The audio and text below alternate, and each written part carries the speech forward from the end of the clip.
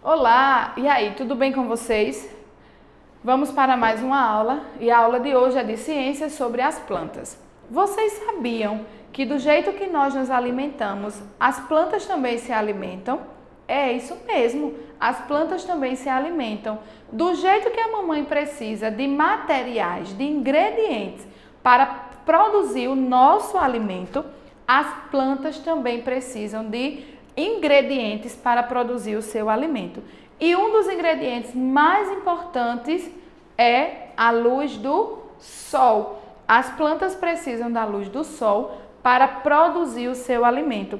Outro ingrediente muito importante, a planta precisa de água. E como é que acontece? Como é que a planta produz o seu próprio alimento? Esse processo é chamado de fotossíntese. Fotossíntese é o processo realizado pela planta para produzir o seu próprio alimento. E ele é feito da seguinte forma: aquela água que cai da chuva, que molha toda aquela terra, ela fica embaixo da terra, no solo.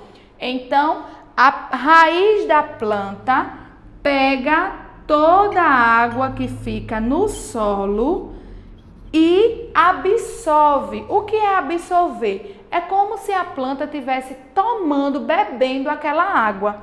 Então, aquela água da chuva que molha todo o solo, a planta absorve e guarda aquela água na folha. E no ar que nós respiramos, existe um gás que não é muito legal, é o gás carbônico.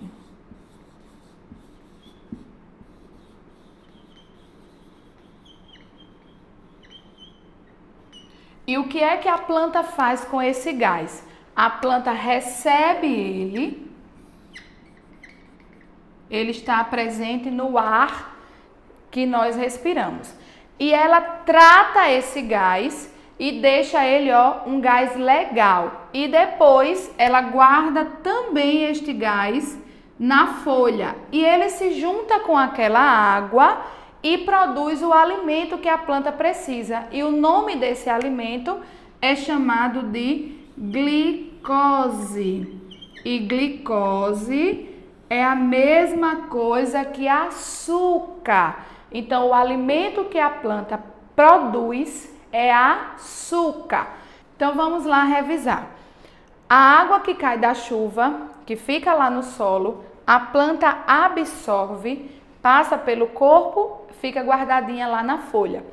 A planta recebe do ar o gás carbônico, também guarda lá na folha.